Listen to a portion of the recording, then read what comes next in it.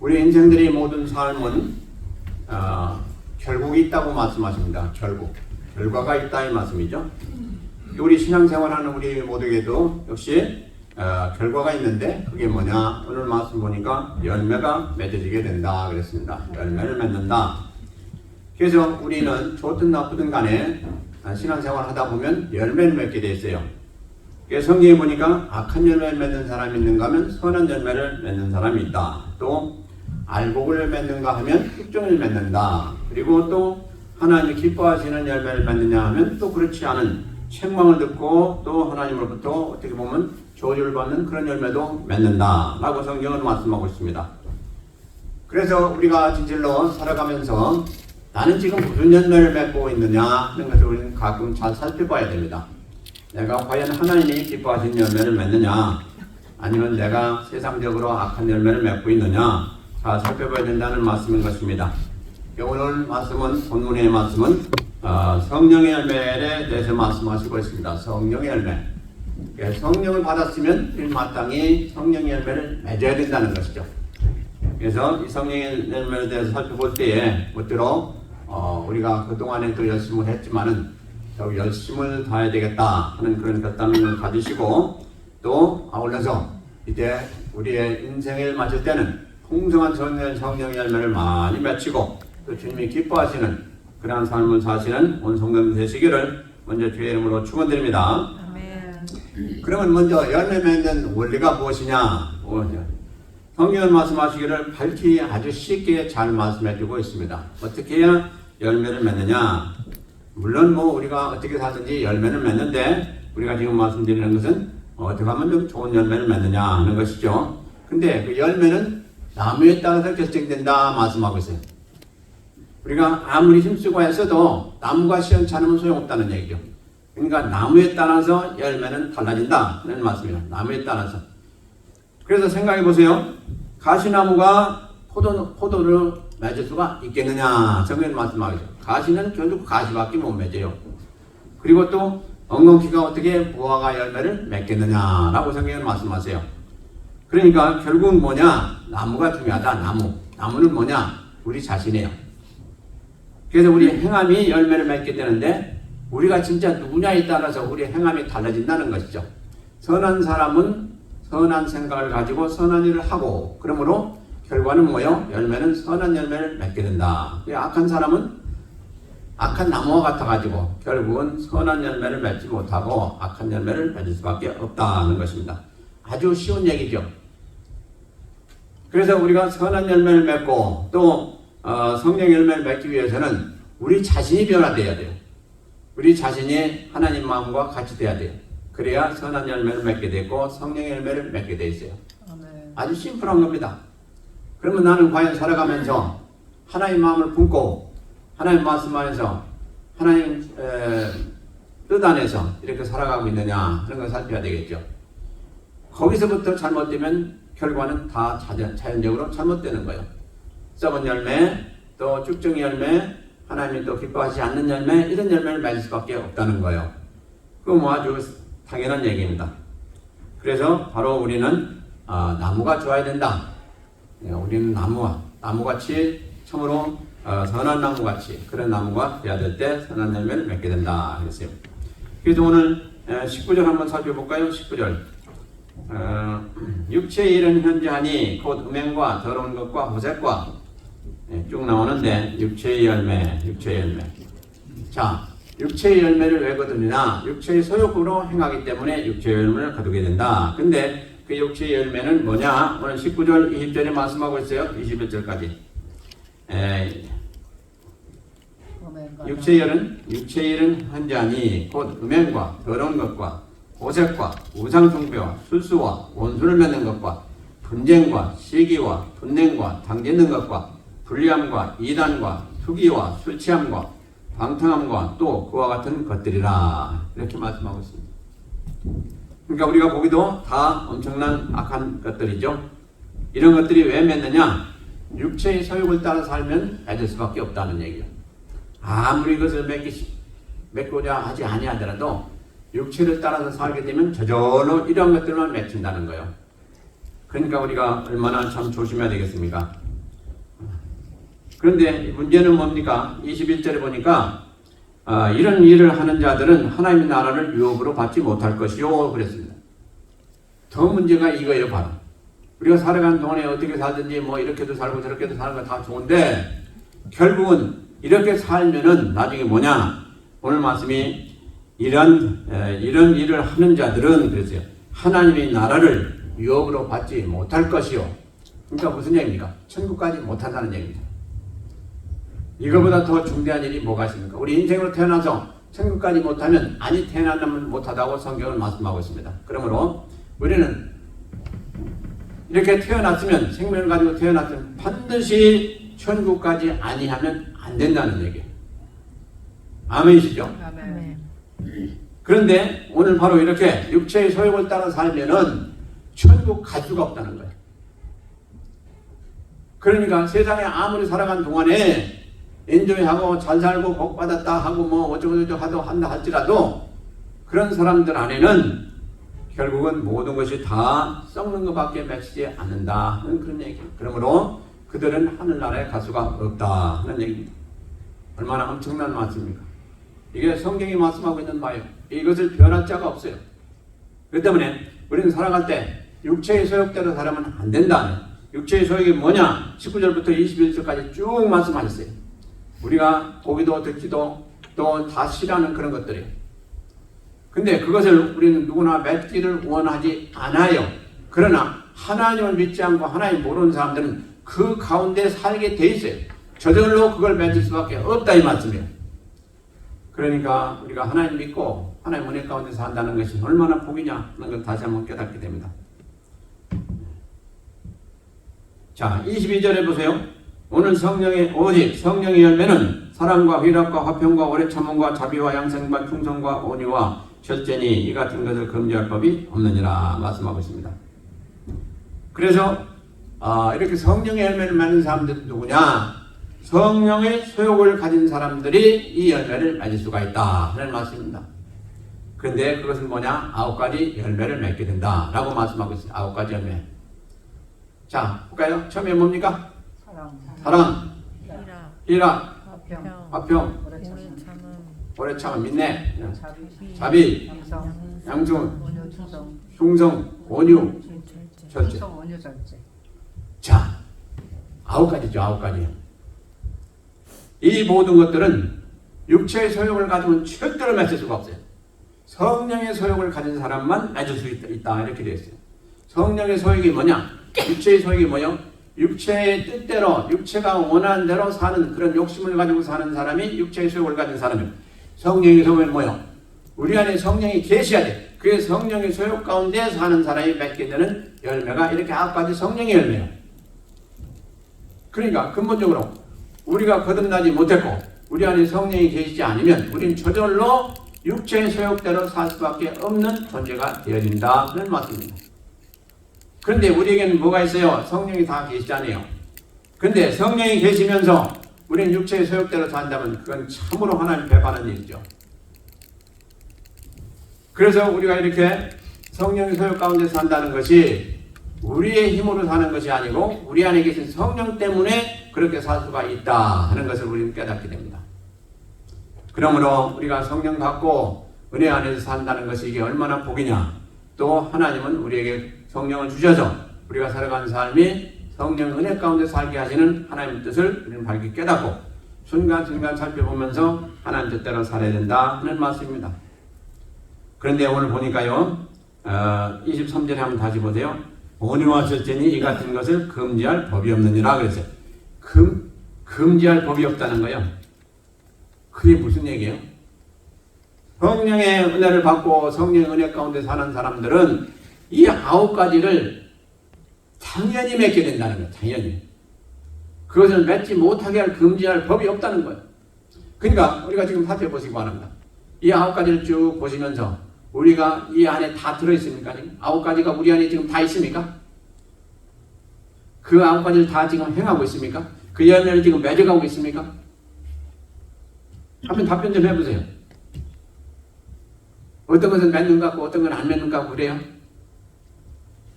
여러분들은요, 근본적으로 성령을 받았으면 이 9가지를 다 맺었어야 돼요. 맺었고, 또 맺어가고 있어요. 그리고 정도 차이는 있어요.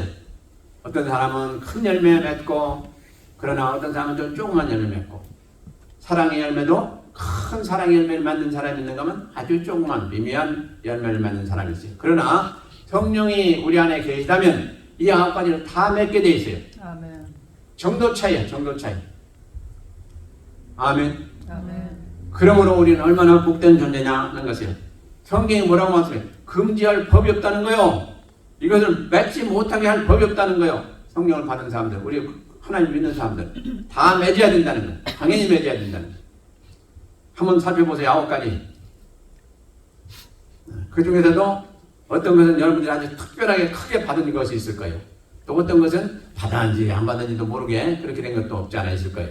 그러나 다 받았는데 이것을 우리는 더 온전하게 크게 이렇게 세워야 될 그런 사명이 우리에게 있다 하는 것입니다. 사랑 누구에게나 다 있죠. 화목 다 있어요. 인내도 있고 다 있어요. 그러나 얼마나 주님이 인정하실 만큼 아름다운 또 탐스러운 그런 열매를 우리가 맺어가고 있느냐 하는 것이 중요하다는 말씀인 것입니다. 그런데 문제가 뭡니까? 16절부터 18절에 보면 참 중요한 거요. 내가 이르노니 너희는 성령을 쫓아 행하라. 그리하면 육체의 욕심을 이루지 아니하리라 되었어요. 육체의 욕심과 성령의 소욕, 그러니까 육신의 소욕과 성령의 소욕이 상관관계를 지금 말씀하고 있어요. 뭐냐? 육체의 소욕에 있으면은 성령을 거스르게 된다는 거예요. 그리고 성령의 소욕을 우리가 원하면 육체의 소욕을 또 거스려서 그걸 못하게 한다는 거예요. 그러니까 이것을 여러분들 잘 기억하시기 바랍니다. 그래서 오늘 말씀이 뭐라고 합니까? 10절에 육체의 소욕은 성령을 거스리고 성령의 소욕은 육체를 거스리나니 이 둘이 서로 대적함으로 너희 원하는 것을 하지 못하게 하려 함이라. 그래서 육체의 소욕과 성령의 소욕은 서로 원수지간이에요. 쉽게 얘기한다면 육체의 소욕이 없는 사람이 없어요. 우리 믿는 사람들도 육체 가운데 좀 즐기고 인조하고 그렇게 좀 살고 싶은 마음이 있어요. 근데 그렇게 하지 않아요. 또 못해요. 왜 그렇습니까? 성령이 우리 안에 계신 성령님이 그걸 못하게 막아주세요. 너 하면 안 돼 하고 그걸 자꾸 막아주세요. 그래서 못한다는 거예요. 근데 성령이 없는 사람들은 어떻게 해요? 있는 게 육체의 소욕밖에 없어. 육체의 소욕은 타고날 때 그냥 태어날 때 타고나요. 그 때문에 성령이 없으니까 제약을 받지 않냐고 그대로 그냥 행해요. 그러니까 온갖 죄를 다 져도 괜찮아. 양심의 꺼리낌도 없고 하고 싶고 그렇게 가는 거예요.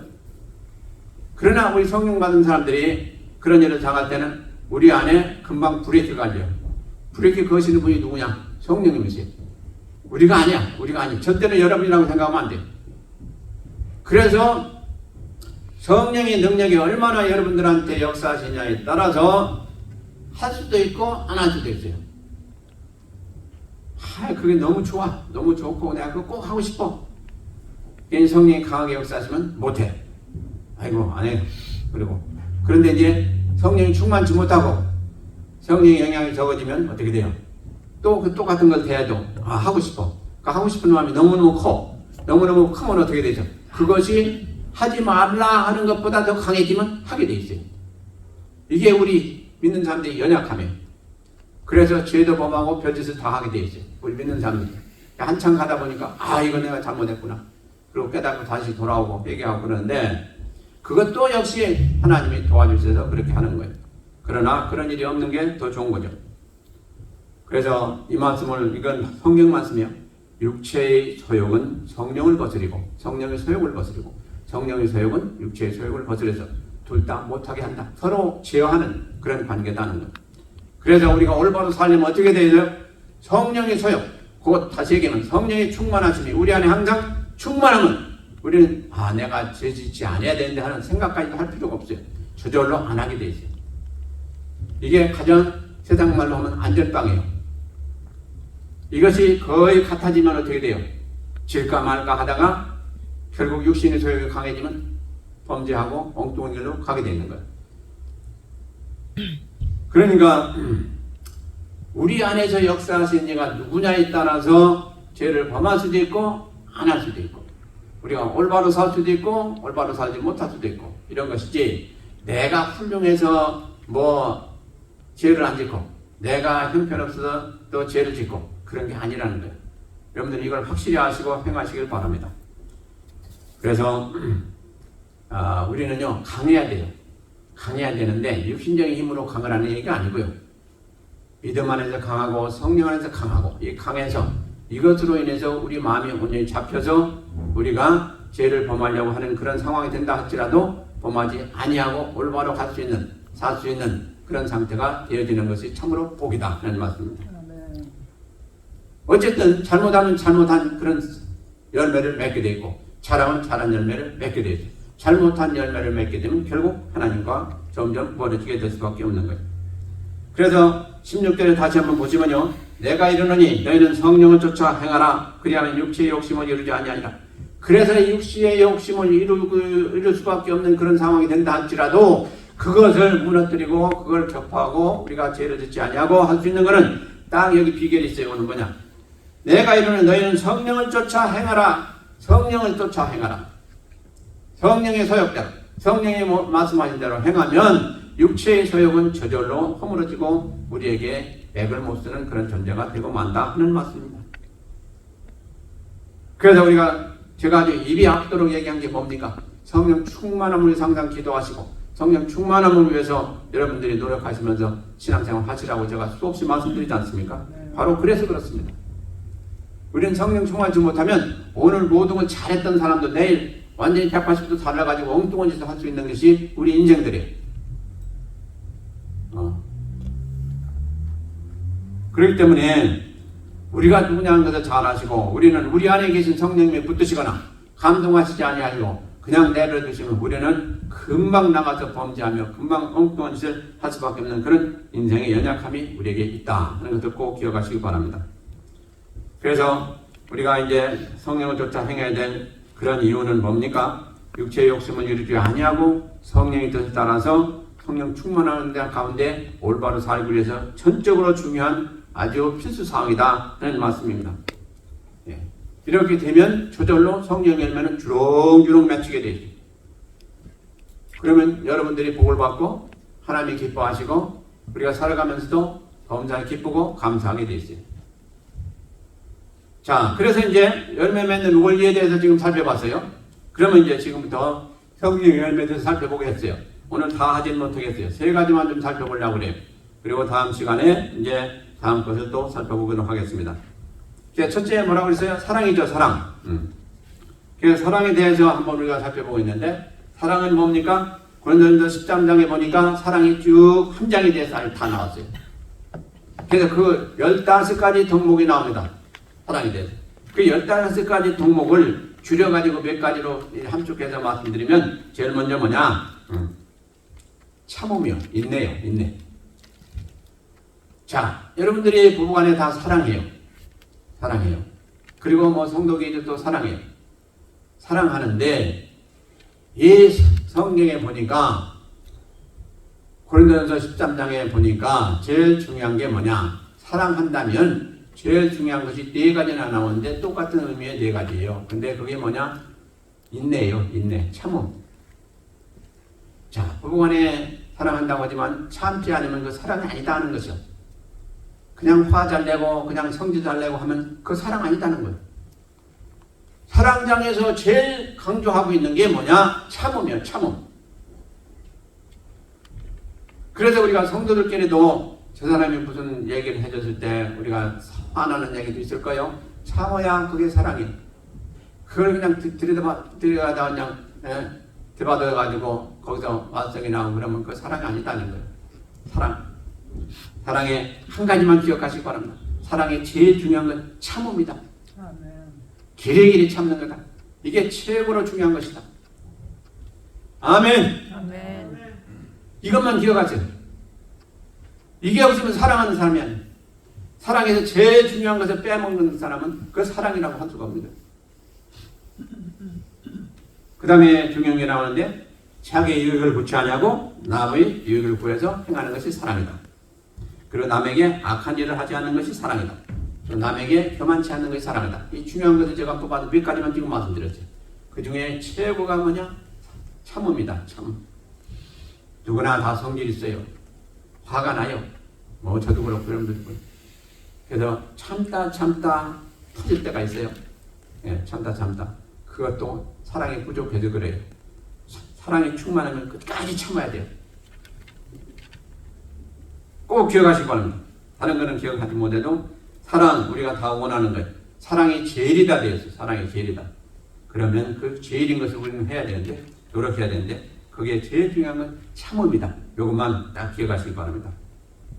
사랑이 왜 이렇게 귀한 것이냐? 사랑이. 우리 주님이 사랑의 핵심이에요. 아멘. 우리 주님이. 하나님이 사랑의 본체세요. 그렇기 때문에 사랑은 참 중요하다는 것이고, 또 성경에 보니까 사랑으로 율법을 완성하셨다 되죠. 그러니까 사랑만 여러분 진짜 사랑을 하시게 되면 이 성경 이미 여러분들 다 이루셨다는 거예요. 얼마나 엄청난 말씀입니까? 이 성경을 그대로 다 행하기 위해서는 여러분들이 얼마나 노력을 하고 해야 되죠? 근데 사랑만 충만하면 이미 다 이룬 사람이다 라고 하나님은 말씀하시고 있어요. 그러니까 사랑이 그렇게 중요한 것 아니에요. 그리고 사랑은 허다한 죄를 덮는다 그랬죠. 자기 죄도 덮고 상대방의 죄도 덮고 다 허다한 죄. 그리고 이 의롭다고 인정받게 돼요. 왜? 이 성경 말씀은 다 이미 이루었으므로. 얼마나 귀한 것입니까? 그리고 믿음과 소망 참 중요한 건데 이것보다 더 중요한 것이 사랑이다 라고 말씀하고 있어요. 왜 그렇습니까? 천국 가면 믿음 소망보다 사랑이 더 중요한 것이, 사랑은 항상 천국 가서도 하여 주님도 사랑하고 주님이 우리를 사랑하고. 근데 믿음과 소망은 어떻게 돼요? 물론 믿음도 주님을 믿는 믿음이 있죠. 근데 이미 뭐 앞에도 항상 대화하고 주님을 만나고 믿는데 뭐 그거 뭐 특별한 믿음이 또 필요해요. 그리고 소망, 이미 하늘나라에 갔는데 왜 또 소망이 필요해요? 그러니까 가장 중요한 건 뭐냐? 사랑은 영원토록 중요한 것이라는 거예요. 아멘. 그래서 이 성경이 그렇게 말씀하고 있어요. 그래서 이 사랑의 증거에 대해서는 성경이 많이 말씀하시겠는데 하나님을 경외하는 것이, 하나님 말씀을 순종하는 것이 하나님을 사랑하는 것이다 라고 말씀하고 있어요. 그리고 우리가 하나님 앞에 마음을 주는 것이 사랑이다 라고 말씀하고 있어요. 이 경우가 뭡니까? 이 예가 좋은 예가 아브라함이죠. 아브라함이 어떻게 해서 자기 아들을 바칠 수가 있었어요? 하나님의 말씀을 순종해서 하나님을 사랑하는 마음 가지고 바칠 수가 있었어요. 그런가 하면 또 이제 과거가 두 랩돈 바칠 수 있었던 것도 어떻게 바쳐요? 주님을 사랑하니까 자기 생활비 전부 두 랩돈 바친 거예요. 그러니까 우리도 주님을 진짜 사랑하면 어떻게 돼요? 헌금할 때 뭐 그냥 호주머니 다 털어서 바쳤던 거예요. 어떤 사람이 그랬다. 어떤 사람은 집을 팔아서 바쳤다. 또 어떤 사람은 뭐 자동차를 팔아서 샀다. 뭐 어떤 사람은 자기 모든 것을 다 바쳤다. 그거 사람이 할 수 있는 일이 아닙니다. 그렇잖아요. 하나님을 사랑하는 건 사랑이 강권하니까 그렇게 되는 거죠. 그래서 우리가 세상에서 가장 중요한 것이 사랑이다. 이 세상의 육적인 사랑이 아니고 아가페 사랑이다 하는 말씀이에요. 그래서 이 사랑은 영원토록 하나님이 기억할 바 되시고 하나님이 참으로 기뻐하시는 그런 사랑이다 하는 말씀을 꼭 기억하시기 바랍니다. 근데 사랑을 실천할 때 조심해야 될 일을 성경은 또 말씀하고 있습니다. 뭐냐? 진실로 하라. 진실되게 하라. 이게 겉으로만 하지 말라는 거예요. 그래서 어떻게 해야 되냐? 말과 혀로만 하지 말고 진실함으로 사랑을 해라. 이렇게 말씀하고 있습니다. 그렇죠? 말로 혀로 하는 사람들 많아요. 그래서는 안 된다는 거죠. 그리고 또 뭐라고 했냐니까 그리스도와 같이 하라 이렇게 돼요. 예수님이 우리를 사랑하신 것과 같이 그렇게 사랑하라는 거예요. 얼마나 어려운 말씀입니까? 주님은 우리를 사랑하시기를 어떻게 사랑하셨어요? 목숨을 주시기까지 사랑하셨어요. 그러므로 우리도 그렇게 사랑하라 이렇게 말씀하시고 있어요. 그러니까 자신은 주신같이 사랑하라. 그리고 또 한 가지는 이제 우리가 서로 사랑할 때 돈을 사랑하는 것을 조심해라 말씀하고 있습니다. 그러니까 우리가 사랑도 돈 때문에 사랑하는 사람들이 많이 있어요. 이게 다 타락한 거죠. 잘못된 거죠. 근데 그 돈을 사랑함으로 상대방을 사랑하면 안 된다 하는 말씀을 하시고 있어요. 그래서 그것을 잘못해가지고 화받은 사람이 누구예요? 가룟 유다 아닙니까? 돈을 사랑해가지고 결국은 주님을 사랑했고 그러다 나중에 주님을 배반하고 이런 결과를 가져왔잖아요. 그러니까 조심해야 되겠다 하는 거죠. 그리고 또 계시록에 보면 우리에게 경고하신 말씀이 뭐냐? 너의 처음 사랑, 우리 주님이 주신 처음 사랑을 절대로 잃으면 안 된다 말씀하고 있습니다. 자, 주님이 우리에게 처음 준 사랑이 뭡니까? 우리 안에 성령을 주신 사랑을 이걸 말씀하고 있어요. 그래서 우리는 그 사랑으로 거듭났어요. 그래서 그 사랑을 항상 기억하고 주님이 첫사랑 절대로 잊어버리지 마시길 바랍니다. 아멘. 그 사랑은 여러분들이 끝까지 가져와야 될 사랑이에요. 그분이 없어지면 큰일 나는 거예요. 그래서 우리 안에 그 하나님을 잘 모시는 사랑이 항상 있어야 되겠다는 말씀입니다. 그 다음에 이제 두 번째 그 성령의 열매가 뭐냐? 희락이라 되어 있어요. 희락. 이 희락을 지금 시대에는 별로 잘 안 쓰죠. 뭐라 하냐? 기쁨으로 표현하고 있습니다. 기쁨이다. 똑같은 얘기예요. 영어로 보면 joy에 똑같아요. 그러면 기쁨의 종류가 있습니다. 뭐냐니까 육적인 기쁨이 있고 영적인 기쁨이 있습니다. 육적인 기쁨은 우리가 음식 먹는 것도 기뻐하고요. 또 결혼하는 거, 또 자녀들 이렇게 키우는 거, 또 자녀들한테 우리가 이렇게 공개받는 거, 이 모든 거 다 기쁩니다.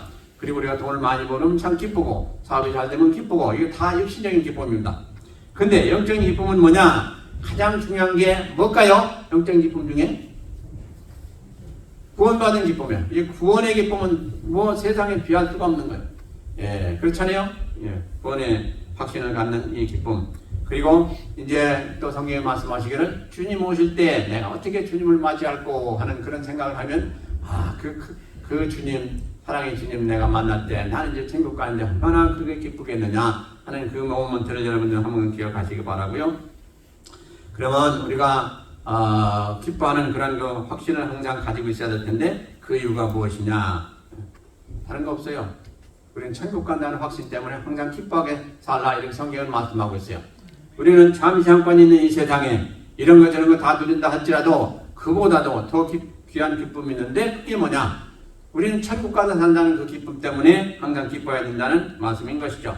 자, 우리가 육신적인 기쁨 그때 지나면 또 그 다음날 지나면 금방 잊어버릴 수가 있어요. 그리고 또 그 영혼도 별로 오래 안 가요. 근데 영적인 기쁨은 아주 오래오래 갑니다. 여러분들 다 듣기셨겠지만 이제 예를 들면 엔돌핀이라는 얘기 들어보셨죠? 우리가 은혜 받고 영적으로 기뻐하고 하면 엔돌핀이 나온다는 거죠. 물론 이제 육신적으로 기뻐도 나온다는 거죠. 그런데 다이독신이라는 게 있어요. 다이돌핀이라는 게 있는데 그거는 뭐냐? 영적으로 은혜 받을 때 나오는 건데 그건 뭐 몇천 배의 그 엔돌핀보다도 효과가 있는 그런 은혜 가운데 나오는 그런 그 면역력이라는 거예요. 그런 아주 귀한 거라는 거예요. 그것은 오직 성령의 은혜 가운데 우리가 은혜 받을 때 그런 다이돌핀이 나온다는 거예요. 그 기쁨은 참으로 크다는 것입니다. 그래서 사람이 병들었다가도 막 금방 낫고 하는 그런 역사도 나타난다는 거예요. 어쨌든 이와 같이 영적인 것으로 우리에게 임하는 것은 다 놀라운 역사가 나타납니다. 그리고 은혜가 있고 더 세상에 어떤 것보다도 큰 그런 우리에게 복이 되는 것을 알 수가 있습니다. 그러므로 이렇게 희락도 여러 가지가 있는데 기쁨을 항상 놓치지 마시고 또 잊지 마시고 그 기쁨을 누리시는데 특별히 신앙 안에서 기쁨은 항상 우리가 가져야 된다는 거예요. 그게 우리 안에 충만하면 병이 올라가도 오지 못한다는 거예요. 왜? 면역이 강하고 그 기쁨의 충만함으로 그런 것들이 뚫고 들어올 수가 없다는 것입니다. 그러므로 세상 기쁨보다 이 영적인 기쁨을 항상 사모하시면서 그 기쁨 안에서 여러분들이 삶을 사심으로 영님 간의 강건한 그런 복을 누리시길 축원드립니다. 그 다음에 이제 세 번째로 화평이에요. 화평보다 요즘 뭐라고 하냐? 화목이죠. 화목. 예, 화평. 이게 피스입니다. 영어로는 똑같은 거예요. 그러면 왜 우리가 화평해야 되냐? 우리는 당연히 화평해야 되는 이유가 있습니다. 왜냐? 우리가 본래 우리에게 화평이 없었어요. 불화만 있었어요. 그래서 지혜 가운데 우리가 하나님과 불화하고 지혜 가운데 이웃과 불화하고 그런 상태였는데 주님이 화평의 도구로 오셔가지고 우리를 대신에 희생하셔서 우리로 하여금 하나님과 화평케 만들었고 이웃과 화평하게 만들었어요. 그래서 우리는 화평을 항상 지켜야 돼요. 이제 그 주신 은혜를 지키면서 살아야 돼요. 누구와 이렇게 원수 맺어가지고 사는 건 아주 하나님이 싫어요. 하나님과 원수 맺는 거 우상 숭배함으로 그거 다 아주 싫은 거예요.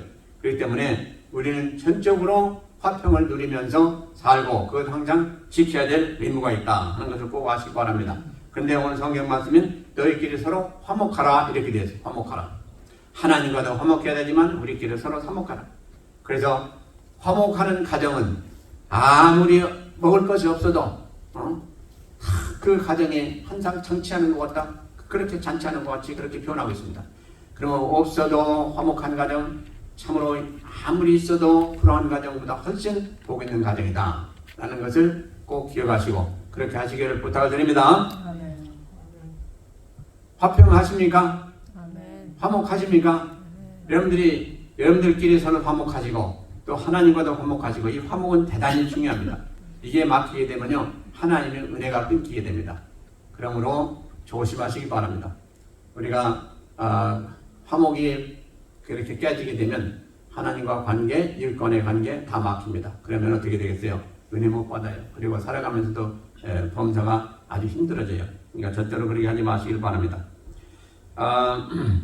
그래서 하나님께서는 이렇게 우리에게 서로 화목하기를 원하시고 또 우리가 이렇게 화목할 수 있는 것은 우리 때문에 되는 것이 아니고 하나님께서 우리 대신에 희생하셔서 우리에게 주신 선물이라는 겁니다. 그래서 꼭 화목하시기를 다시 한번 부탁을 드립니다. 그래서 남을 선대하는데 또 화목하시고 또 화목하기는 직책을 받았어요. 우리는 다 이 직책이 화목해 하는 직책이라고 그렇게 말씀하세요.